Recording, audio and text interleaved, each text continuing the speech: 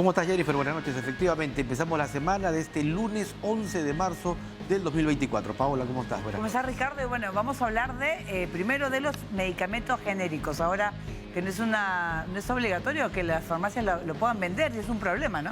Hay un requerimiento especial de la población que reclama que se mantenga justamente... Por precios, ¿no? Mucho más barato, mucho más barato.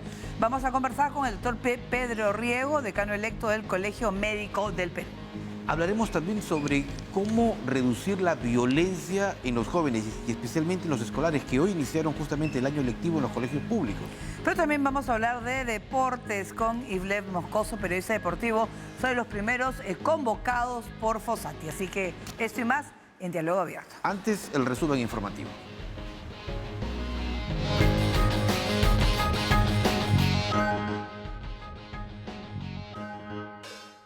Realizaremos la jornada de actualización de vacunas del 18 al 22 de marzo en todas las instituciones educativas públicas y privadas.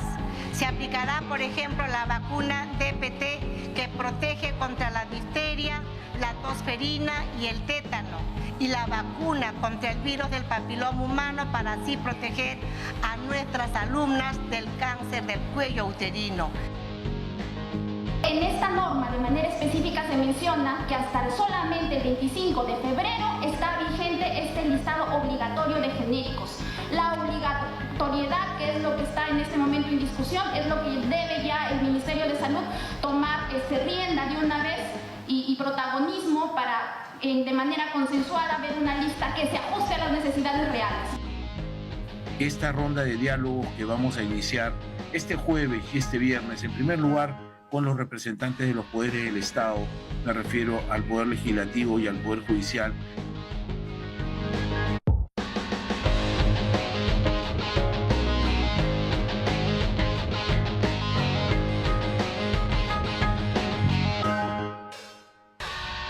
Muy bien, vamos a hablar de los medicamentos genéricos, ya que desde el 25 de febrero las farmacias y boticas ya no están obligadas a vender medicamentos genéricos, que suelen ser un 60% mucho más baratos que los de marca. Y que son los que consumen más, sobre todo la población de escasos recursos. No, por supuesto, ¿no? Sobre todo cuando tienes ciertas enfermedades que tienes que tomar todos los días. Pero vamos a conversar con el doctor Pedro Riego, él es decano electo del Colegio Médico del Perú.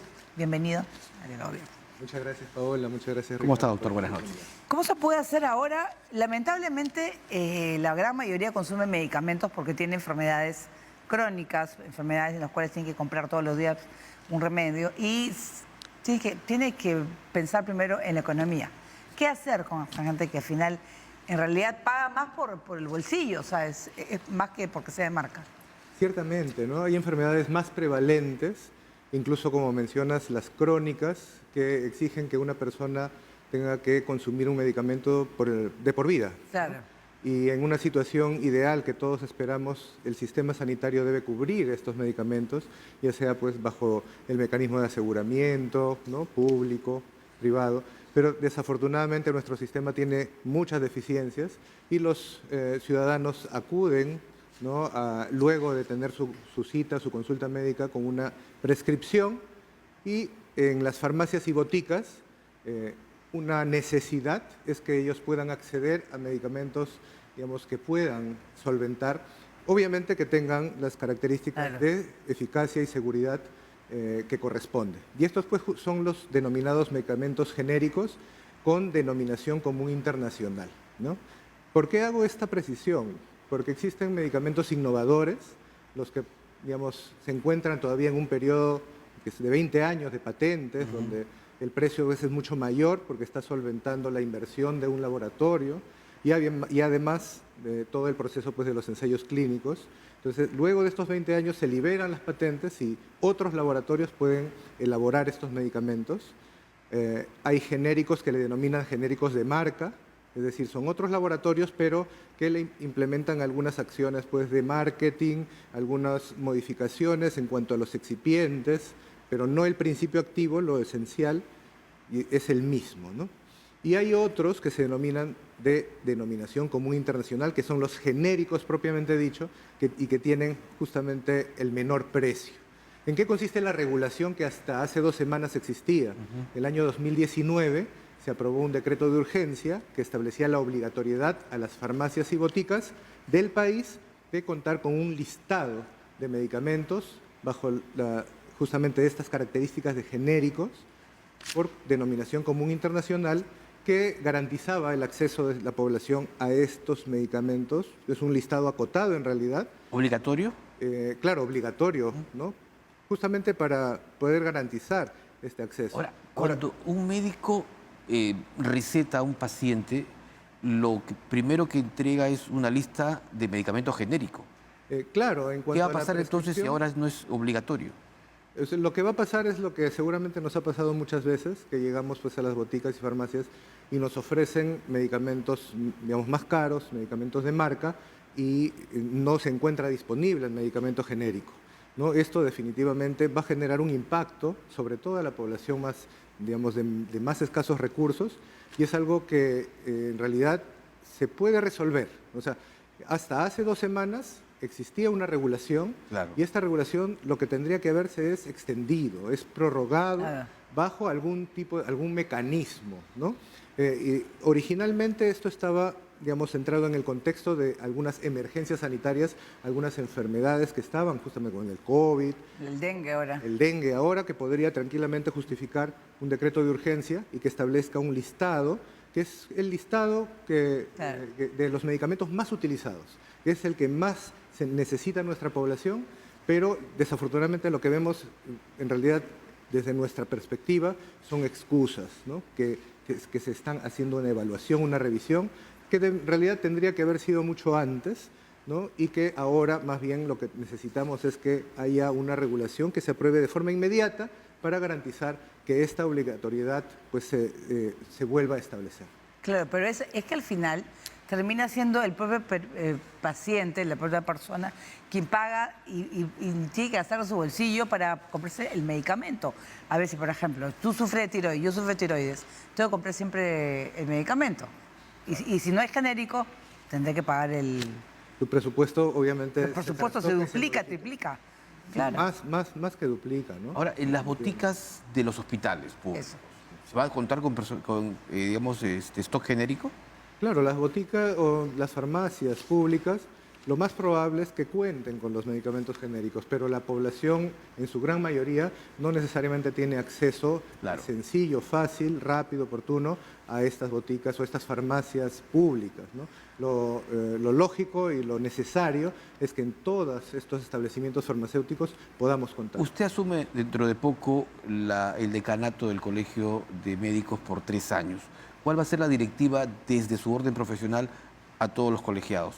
El colegio médico, como los colegios profesionales, tiene iniciativa legislativa. Ajá. Son 4 años y 4 meses que el gobierno, ya sea a través del Poder Legislativo o del Poder Ejecutivo, han podido impulsar una regulación ya definitiva para esta obligatoriedad, ¿no? Pudiendo, obviamente, actualizar el listado, ¿no? E incluso ampliarlo en función a las necesidades de la población, pero desafortunadamente se ha perdido toda esta oportunidad, este tiempo de 4 años y 4 meses, y de hecho tampoco hay una iniciativa del Colegio Médico. Nosotros lo que nos comprometemos es a actuar proactivamente para generar iniciativas de ley en defensa de la salud pública, ¿no? Y por supuesto también en defensa del desarrollo de nuestra profesión. ¿Y eso lo van a hacer con profesionales del propio colegio o con alguna bancada política del Parlamento? Nosotros no vamos a buscar en especial a ninguna bancada, ¿no? Más bien buscaremos a todas, ¿no?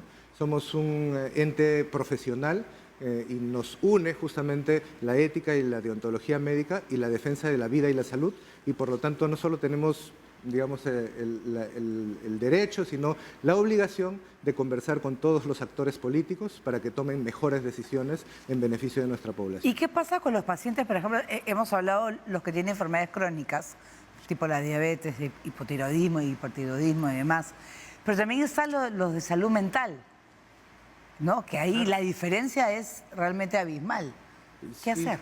En realidad, claro, de acuerdo a cada especialidad, la diferencia entre los medicamentos genéricos y los medicamentos de marcas es muy, muy grande. En salud mental es claramente también identificable, y por eso lo que menciono es que la normatividad, que en realidad no debería ser una normatividad transitoria, sino permanente, debe dar pie a que por cada una de las especialidades se pueda establecer cuáles son los medicamentos que toda nuestra población tiene que acceder, obviamente, con su receta, con los mecanismos digamos, de seguridad, porque los medicamentos digamos, utilizados para enfrentar problemas de salud mental muchas veces son psicoactivos o pueden generar algún tipo de dependencia. Por eso Bueno, pero con control, ¿no es cierto? Controlando. El control necesario, pues, Claro.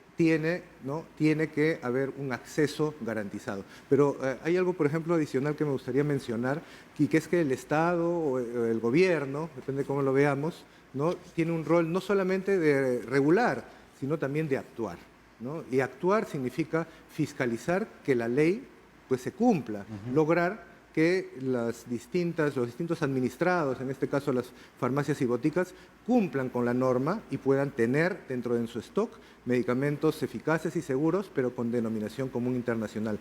Y por otro lado, tiene la obligación también de verificar la seguridad, verificar la calidad de los medicamentos. Nuestro país tiene un Centro Nacional de Control de Calidad de Medicamentos que necesita fortalecerse, que necesita un apoyo y respaldo por parte del gobierno, por parte del Estado, para redimensionar su capacidad y poder atender al 100% de los medicamentos que, tienen que ser controlados. Yo quiero hablar sobre el tema de la diferencia que hay entre un medicamento genérico y uno de marca. Porque mucho se habla de la eficacia. ¿Eso es verdad? Y del principio activo.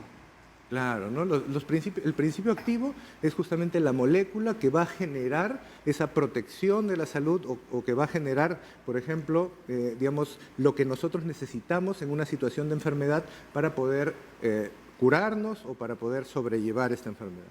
Y los excipientes son, digamos, los componentes complementarios que van a ayudar a que el fármaco llegue donde debe llegar, ¿no? Y se pueda ingerir o se pueda administrar adecuadamente. Entonces, ¿cuál es la diferencia, no?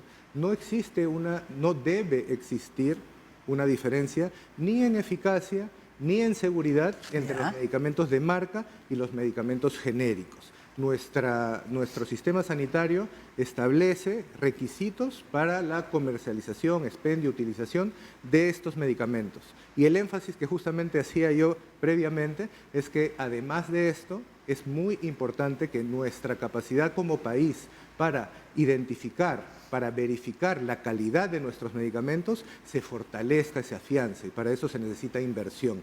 El Instituto Nacional de Salud, que cuenta con el Centro Nacional de Control de Calidad, tiene iniciativas a este respecto, pero es necesario que cuente también con el financiamiento respectivo. Ahora, hay otro tema, la venta de genéricos por unidad. Hoy Indecopi, por ejemplo, estoy viendo acá un tuit, ha ordenado a 3 cadenas de farmacias adecuar sus estrategias para que vendan medicamentos genéricos por unidad y no, digamos, en caja blister. O en blister. Sí, bueno, las regulaciones que está estableciendo Indecopi o las disposiciones en realidad generan mucha preocupación, ¿no? Por ejemplo, hace muy poco, y tenemos ahora todavía presente, Indecopi ha abierto la posibilidad de que se expendan alimentos, Sí. de que incluso que se realicen consultas médicas en los establecimientos farmacéuticos, lo cual va en contra de toda la regulación actual vigente de los servicios de salud, ¿no? Y por otro lado, obviamente, permite que haya condiciones contractuales que orienten en lugar del beneficio del paciente el consumo, ¿no?, de los medicamentos o el consumo pero de los esto no es bueno productos para ustedes, los médicos, porque van a tener ya un centro de labores más. En realidad, en este caso, el remedio va a ser peor que la enfermedad. ¿Por qué, doctor? ¿No? En primer lugar, como le comentaba, porque un médico necesita laborar en condiciones que le permitan hacer un adecuado diagnóstico, hacer una adecuada prescripción de medicamentos, y los establecimientos farmacéuticos no cumplen con esos estándares, ¿no?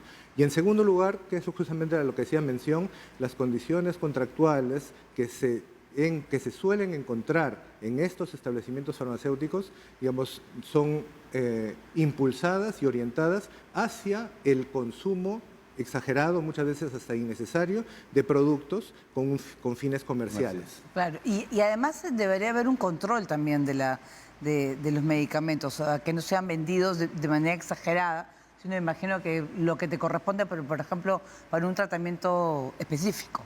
¿no es cierto? Sí, totalmente, ¿no? Hay distintas estrategias impulsadas desde el mismo Ministerio de Salud, desde la DIGEMIT, ¿no? La autoridad regulatoria, para promover el uso racional de los medicamentos, para que hayan buenas prácticas clínicas orientadas a la prescripción del medicamento estrictamente necesario, ¿no? Porque todo producto puede generar también un efecto colateral, un efecto, digamos, adverso, y por lo tanto siempre tiene que haber un equilibrio, un análisis de riesgo y beneficio, y las decisiones, obviamente, adoptarlas en base a evidencias, ¿no? Permítame este último tramo de la entrevista para preguntarle sobre su gestión. Por ejemplo, ¿qué va a hacer usted en los 3 años en adelante para garantizar, por ejemplo, la vida de los médicos? Ustedes en la pandemia han perdido más de 500 integrantes.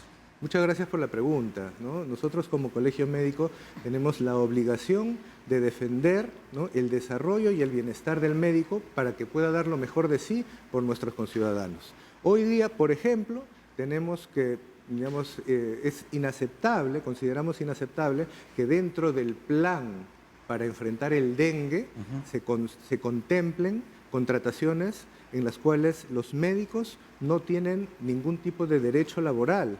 Es decir, esta declaratoria de emergencia con un presupuesto adicional para fortalecer nuestro servicio de salud, en realidad lo que está generando por la estrategia seleccionada de contratar por locación de servicios a médicos y el personal de salud es exponerlos a condiciones inadecuadas, y obviamente creemos que esto todavía se puede corregir. Tenemos entendido de que a nivel del Ministerio de Salud se está reformulando el decreto supremo de la declaratoria de emergencia sanitaria, pero digamos, una de las críticas que hemos mencionado y ahora tenemos que reafirmar, pues, es que esto tiene que ser mucho más oportuno, ¿no? Estamos con la epidemia encima y necesitamos que nuestros servicios sean fortalecidos, pero con contratos adecuados, dignos, y garantizar la seguridad y salud en el trabajo de nuestros colegas. Perfecto, muchas gracias, doctor. Muy amable, el doctor Pedro Riega, decano electo del Colegio Médico del Perú, que asume sus funciones el 1 de abril, ¿verdad? El 1 de abril. Perfecto. Bien, bien. Éxito. Muy bien, nosotros Muchas gracias. gracias y mucha suerte en su gestión. Vamos a hacer una pausa y vamos a volver sobre la reducción de la violencia escolar, ahora a propósito del inicio de clases, con Manuel Silva, decano del Colegio de Psicólogos de la Región Lima. Así, con eso más volvemos.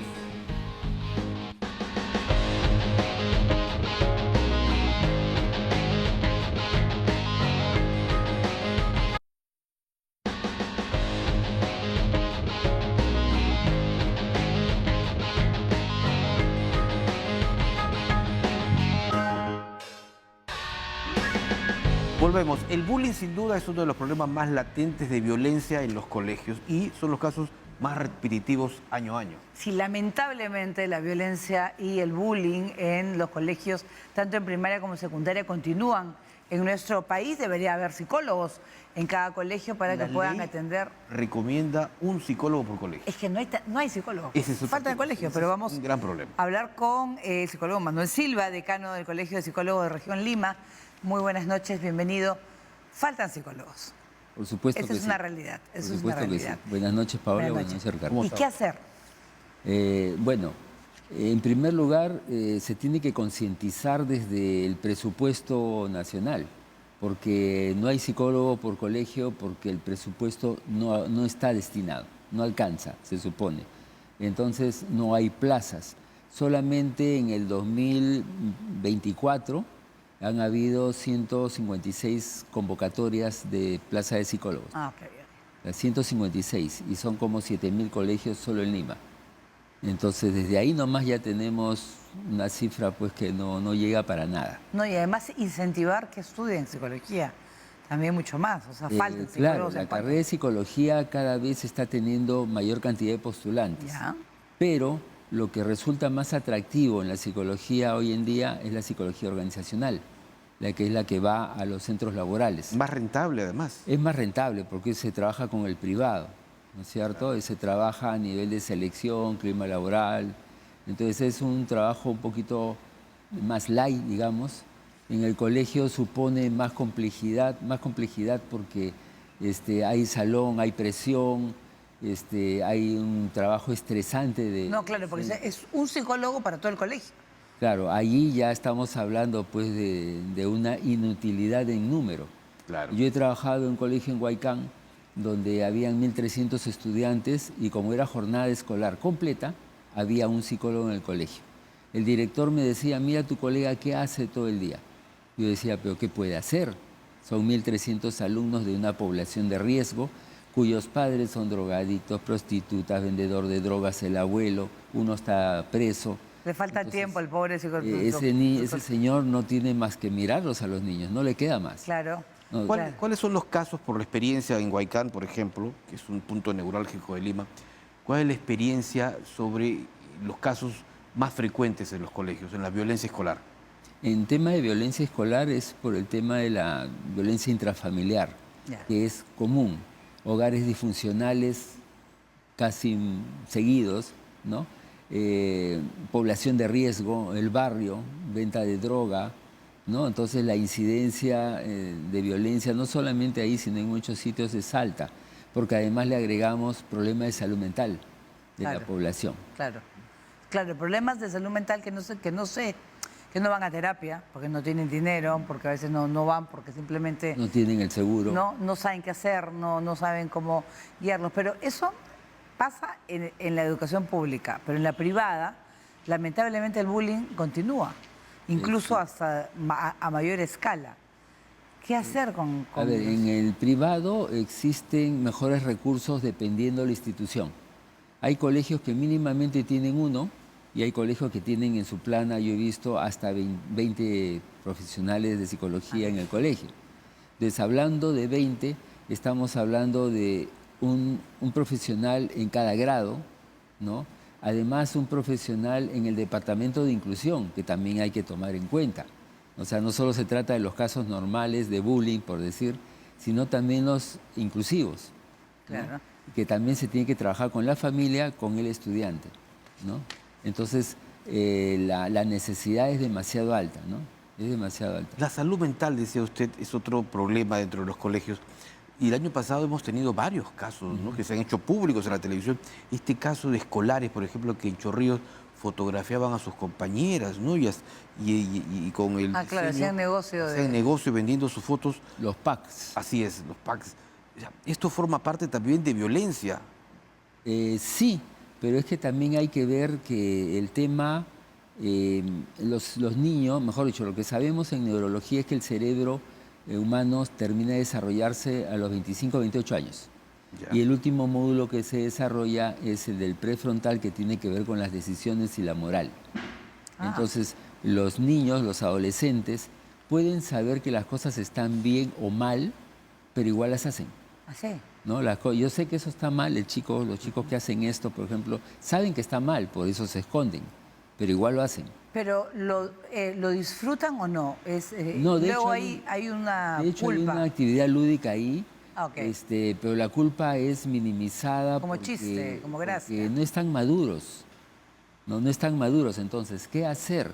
El tema está en que los adultos dejan mucho espacio para que ellos procedan. Los adultos me refiero a sus padres o al colegio. Entonces, por ejemplo, en los colegios lo más fácil es prohibir el celular. Pero ¿por qué no lo integramos a la educación? Para que los chicos puedan tener el celular bajo un programa vigilado, Claro. ¿cierto? Que le den una mejor utilidad. Claro, y además hay casos, y le ha pasado en el colegio de mi hijo, en los cuales crean perfiles en una red social para molestar a una niña en específico.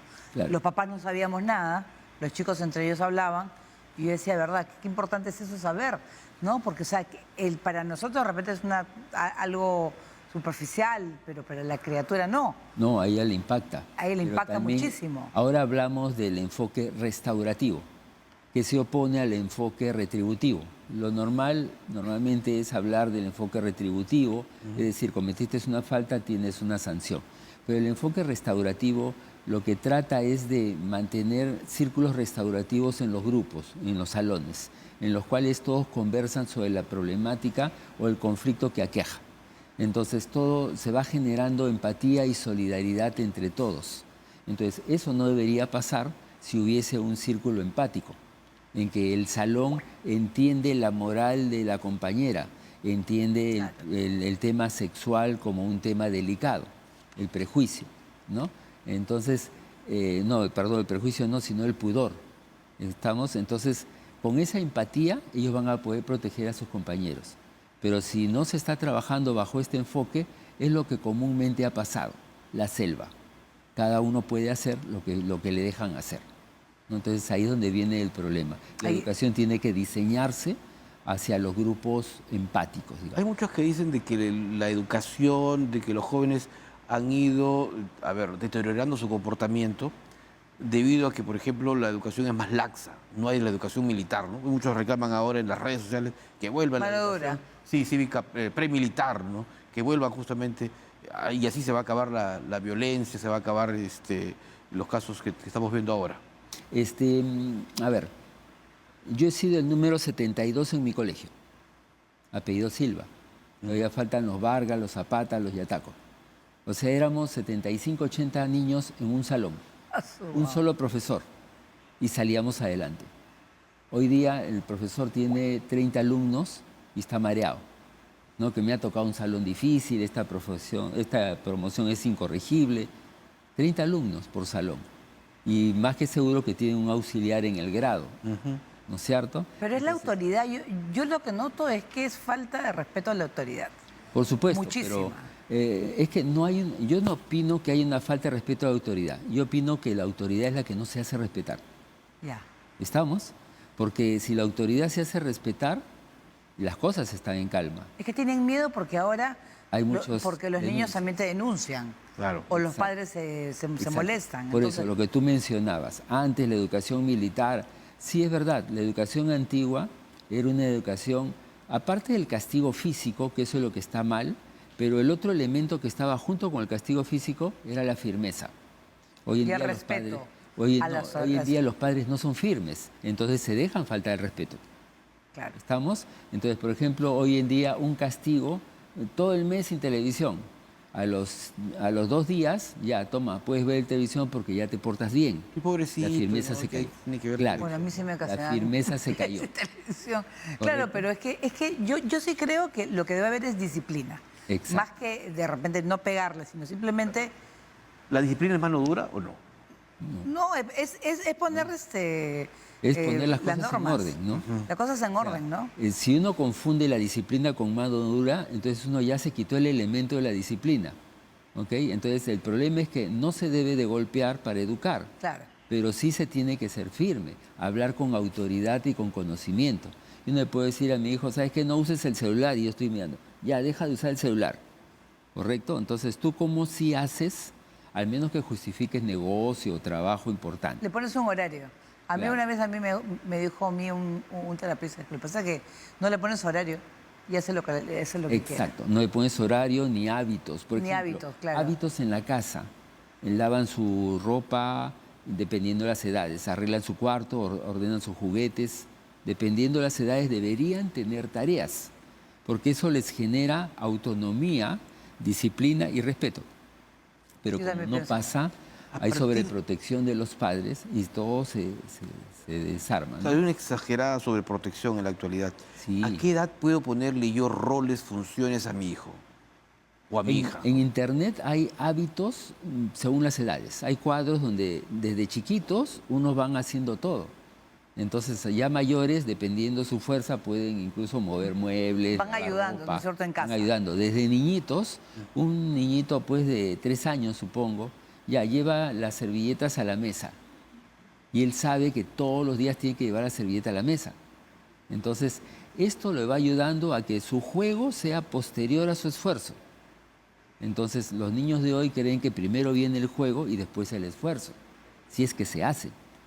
Y ahora con las modernidades, doctor, ¿cómo ve con las tecnologías que le dan a la criatura celular al año? Los meses, no sé. Y se lo quita si es un escándalo.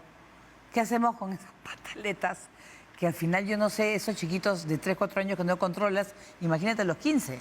Claro, está súper prohibido antes de los 3 años usar celular. Hoy en día uno ve en un restaurante un bebé que no ha aprendido a caminar y Con está una chupando el tableta. celular o está con la tableta mirando. embobado, ¿no? Entonces los demás niños a cada rato están ahí metidos. Los problemas son múltiples, problemas ergonómicos, problemas de la vista, de audición, de concentración, ¿no? de dedicación a la tarea, Sí. etcétera, etcétera, etcétera, largos. La ¿Y pandemia nos ha empeorado las cosas. ¿Y los celulares se deben prohibir en el colegio? No, es que uno no puede prohibir lo que no puede impedir, porque los papás le van a dar el celular para comunicarse a la hora de salida, Ya. ¿no es cierto? Entonces el celular no es cuestión de prohibirlo porque por algún lugar lo van a esconder, al menos que tú quieras desnudarlos en la puerta para buscar que no tengan nada. No, por ejemplo, Sí. hay colegios en los que lo dejan en un Puede casillero. ser, es una alternativa. ¿Eso es buena idea? Es que depende del colegio qué recursos tiene para hacerlo. Por ejemplo, en el colegio de mis hijos pueden llevar el celular, pero todos saben que no pueden sacarlo, porque hay una firmeza, o una disciplina, digamos. Es que ahora está con el famoso GPT, GPT. ¿no es cierto? Que se copian todo. Que se copian todo, ¿no? Claro. Claro, pero no los dejan. Pero, a ver, ¿cómo podemos fomentar que el celular sea de buen uso en los colegios? Los profesores tendrían que adiestrarse con los mejores programas para hacer. Por ejemplo, hay un programa de mentoring, creo que se llama, que uno lo puede usar en exposiciones inclusive, ¿no? A todos los participantes sigan este link Se conectan. y me van a hacer una pregunta y sale en pantalla la pregunta de todos. Ok. Den opiniones, cada uno da opiniones, Sí, sí lo he visto, pero lo he visto en los concursos por el Día del Padre. En los por colegios. ejemplo. Claro. Entonces a los estudiantes les puede hacer preguntas que ellos visualmente no harían, porque les da miedo, porque les da vergüenza. Entonces ahí tranquilamente pueden hacer preguntas y todos van a contestar con sinceridad. Por ejemplo, ese es uno de ellos. Además hay infinidad de aplicaciones para matemáticas, para castellano, historia, etc. ¿No? Entonces es cuestión de educarse en esa, incluirse en la tecnología en vez de prohibirla. ¿Y uno debe ser amigo de sus hijos? No, eso no existe. Eso no existe, mentira. No existe. Pero- La amistad es entre pares. Entre pares. Entre o sea, pares. O sea, yo soy la mamá y... O sea, decirle yo soy la mamá y yo soy la que mando. ¿O no? Tampoco. Yo soy la mamá y soy la que encargada de organizar la casa. Ahí está implícito el mandar, ¿no es cierto? Pero el mandar bajo objetivos. Ya. No es el mandar bajo imposición, ¿no? Ahora, el padre que quiere ser amigo de sus hijos lo está dejando huérfano. Porque ¿dónde está el padre ahora? Si va a ser el amigo. Claro. Además, el hijo no le va a contar todo al padre. Ah, Hay no, cosas sí, eso sí jamás. Hay cosas que solamente a sus amigos. Por lo tanto, es una amistad falsa. Esta concepción ha cambiado, ¿no? Porque hasta hace algunos años decían los padres tienen que ser los mejores amigos de los hijos. No. Algunos lo han dicho, pero no está bien. O sea, por querer tener confianza con mi hijo, hemos descendido a ser amigos. Y no está bien, uno sigue siendo padre. Que uno tenga la confianza con el hijo Claro. no significa que uno sea amigo. Que uno considere a su hijo bastante en su tarea y lo que él necesita, Claro. no quiere decir que uno sea amigo. Porque si no, vamos con mi hijo a romper lunas en un partido de fútbol o a Claro. cometer fechorías como lo harían cualquier amigo desadaptado. ¿No es cierto? No se trata de eso, se trata de que tú eres el padre que le das el consejo. ¿Cómo se lo darás? Con sermón, con consejos, con diálogo, es otro tema. Pero no hay igualdad de amistad que sea uno superior al otro. No existe. Perfecto. Muy bien, muchísimas gracias. A Manuel Silva, decano del Colegio de Psicólogos de la Región Lima. Muchas gracias por estar con nosotros. Muy bien, y vamos a hacer una pausa y vamos a regresar con fútbol. Los ¿Te gustó, Ricardo? convocados por Fossati para el día de hoy, para los dos trascendentales encuentros que vamos a tener con Nicaragua, uno de ellos, y con República Dominicana. Así tenemos Uno, invitado Ivlev Moscoso, periodista deportivo, para hablar, bueno, de esa convocatoria. Volvemos. Volver.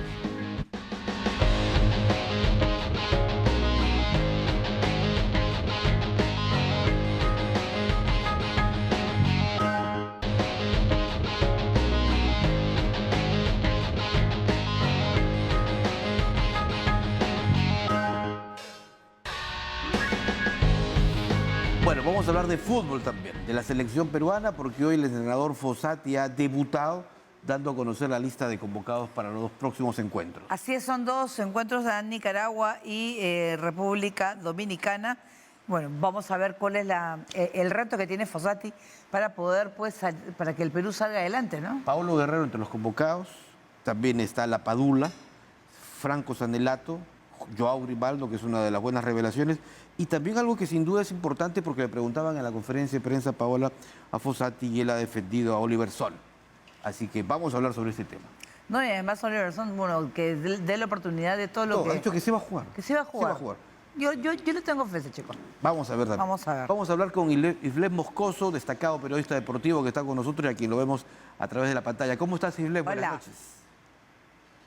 Paola, Ricardo, ¿cómo están? Encantado de estar en las pantallas de Canal 7. La verdad es que un placer contigo, Ricardo, que hemos compartido micrófonos en otros programas. Realmente un gran abrazo para ti. Me alegro mucho también estar con Paola. Y bueno, para las preguntas que deseen. Bueno, empecemos por Oliver Son, porque ha defendido justamente Fossati la inclusión de él y ha dicho que para, digamos, saber el comportamiento de un jugador, la calidad, hay que probarlo en la cancha, no solo llamándolo. Es decir, ha sido también una chiquita dirigida a su antecesor. Sí, sí, es cierto, Ricardo, pero a ver. Oliver Son jugaba en el Copenhague. Copenhague es, por decir, Alianza Universitario de Deportes, ¿no? Es el equipo, diría, es el equipo más poderoso de Dinamarca. Y de ahí bajó al Sickenborg, que es un equipo, como decir, ni siquiera creo que Deportivo Municipal, es un equipo muy inferior. Y estaba cuarto en la tabla de posiciones. Ya desde ahí ya tenemos una idea, ¿no? Si jugaba en el mejor equipo y baja a uno de los equipos no tan poderosos de Dinamarca, ya nos da una idea de que no necesariamente pues, es la estrella que uno cree pensar. Ahora, indudablemente que el nivel del fútbol danés yo creo que es superior al fútbol, a la liga peruana. Y eso también, bueno, es válido. Un jugador que está formado en Europa, en divisiones menores de Europa, es indudable que tiene una mejor formación, o en la gran mayoría, que en el fútbol peruano. Aquí en el fútbol peruano, si Hernán Barcos a los 38 años, 39 y 40, es de lo mejor de la liga peruana, y el que va a tomar la posta es Cauterucho, de 36 años, nos da una idea de lo débil que es nuestra liga peruana, ¿no? Entonces, esto lo digo para que no se creen falsas expectativas en el lateral. Además, es lateral derecho. En el lateral derecho está Advíncula, y yo desde acá te digo, no es mejor que Advíncula, y lo que nosotros necesitamos son delanteros, tampoco necesitamos defensas. Dime. Entonces, no está mal que lo pruebe, evidentemente, porque es un jugador que ahora es nacional y que necesitamos probar, ¿no? La producción dentro del gramado de juego, cómo cohesiona con los demás elementos seleccionados. Pero desde aquí te digo, o sea, no es la salvación del fútbol peruano, ¿no? Dime, ¿y Paolo Guerrero? Paolo Guerrero ya no cumplió un ciclo, porque, bueno, insisten con ponerlo en la selección, pero para muchos ya no es lo mismo. Pero es que ayer, por ejemplo, ayer comentaba el partido, ¿no? En la radio donde trabajo, y al final uno de los relatores me dice, ¿no? ¿Y cómo lo viste a Paolo Guerrero? Y yo le digo, pero es que yo no aspiro mucho a Paolo Guerrero. Si Paolo Guerrero fuera la estrella del fútbol peruano a los 40 años, ¿de qué estaríamos hablando en nuestra liga peruana? O sea, Paolo Guerrero está para posiblemente cumplir, tener un nivel aceptable a los 40 años, porque yo creo que ha sido, sí, una estrella en el fútbol peruano, en el fútbol internacional, pero a los 40 años difícilmente uno puede creer que va a ser la estrella del fútbol peruano, ¿no? Y también dije esto en diciembre del año pasado en otro programa, que si lo convocaban a Paolo Guerrero para los próximos partidos eliminatorios, que estamos hablando en octubre, pero bueno, estos partidos son amistosos, habla de que estamos mal. Y es una de las respuestas por el cual Perú está en el último lugar de la tabla sudamericana en la eliminatoria. No nos extrañemos, ¿no? Porque Paolo Guerrero ya tendría que haber sido suplantado por algún otro elemento, pero de mejor nivel. Claro. Como no hay de mejor nivel, Paolo Guerrero sigue siendo seguramente titular de la selección. ¿Por qué los rivales, digamos, futbolísticamente, Nicaragua y República Dominicana, pues no son superiores a Perú? O sea, ¿por qué hemos escogido dos equipos dos sparring tan débiles, ¿no? Por no dar otro calificativo. No, lo acabas de decir tú. porque en la teoría no son superiores a Perú.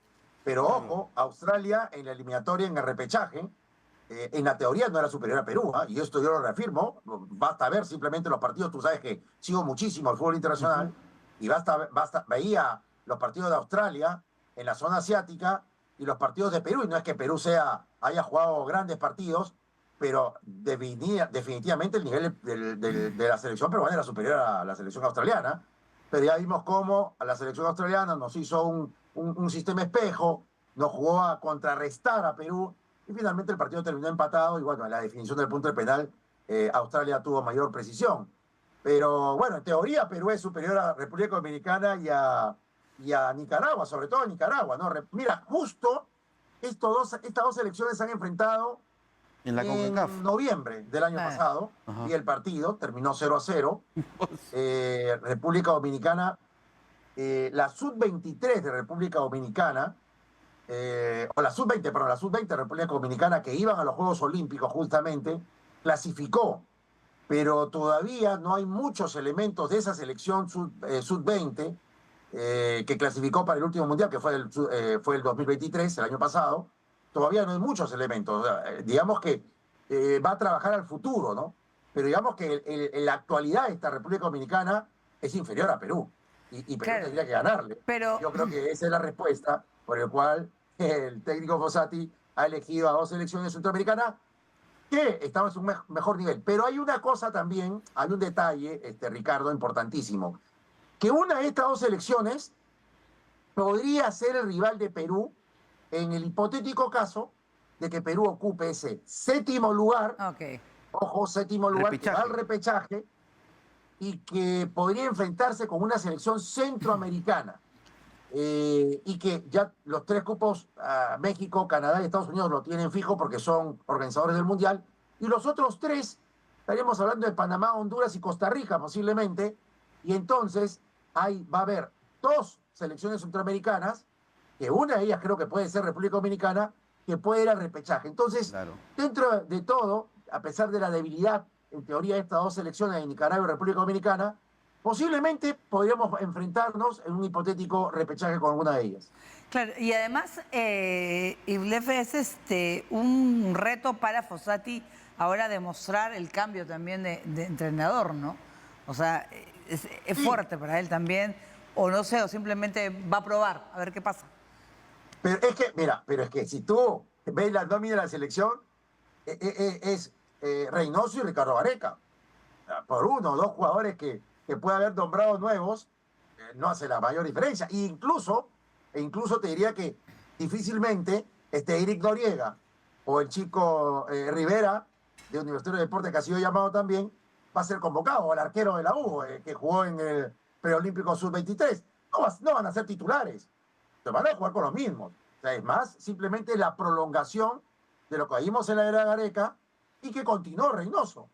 Ahora, no quiere seguramente Fossati, o no tiene, uno puede pensar que no tiene más armas, ya dije que es muy débil la liga peruana, pero yo creo que va más por el que no quieren arriesgar, ¿no? Y evidentemente estos partidos deberían ser para arriesgar, por la debilidad de los rivales con los que vamos a enfrentar, y por lo que se viene en el futuro, ¿no? Porque ya es una selección con años, ¿no? Es una selección ya de promedio que pasa los 30 años, digamos, la formación titular, y eso nos debería generar que empecemos este cambio no existe, este cambio con Grimaldo, con algunos otros, ¿no? Que deberían de haber sido convocados, pero bueno, en fin, es lo que tenemos. Y no hay que olvidar, Paola y Ricardo, que lo que acabo de decir, que el séptimo se clasifica al repechaje. Yo creo que está trabajando Fossati al séptimo lugar. Por si acaso. Sí, porque yo creo que está trabajando ahí. Su objetivo es repechaje y por eso ha escogido Centroamérica. Es que lo más probable, Paola y Ricardo, y te lo digo ya, es que el séptimo sudamericano, sea quien sea, que creo que van a pelearlo, ese séptimo lugar lo va a pelear Chile, Paraguay y Perú, cualquiera de los tres que quede séptimo, te firmo de que va al Mundial. Por la debilidad, lo que acabo de decirte, que probablemente República Dominicana o Nicaragua, vamos a jugar contra el 10º de África, contra el segundo de Oceanía, que va a ser Nueva Caledonia o Fiji, y vamos a jugar contra el 9º de Asia, probablemente. O sea, no es que vamos a jugar contra todos ellos, vamos a jugar contra uno de ellos. Entonces, va a ser muy probable que el sudamericano, me parece que va a ser el más fuerte de ese repechaje, de esas 6 selecciones que van a participar. Hay 2 cupos. O sea, lo más probable es que Muy bien. el 7º sudamericano se clasifique y probablemente sea Perú. Muy bien. Probablemente. Y que, ojo, el 7º que clasifique va a ser una mala campaña. Muy bien, Islef. Va a tener partidos perdidos. Bien, muchísimas gracias por estar con nosotros a Islef Moscoso, periodista en Deportivo. Bueno, vamos a ver qué pasa. Efectivamente. Gracias, Efla. Un Gracias. saludo a la distancia. Volveremos a llamarlo para seguir conversando. Un abrazo, gracias a ustedes. Chao. Un abrazo. Muy bien, de esa manera termina el diálogo abierto. Gracias por acompañarnos. Hasta mañana.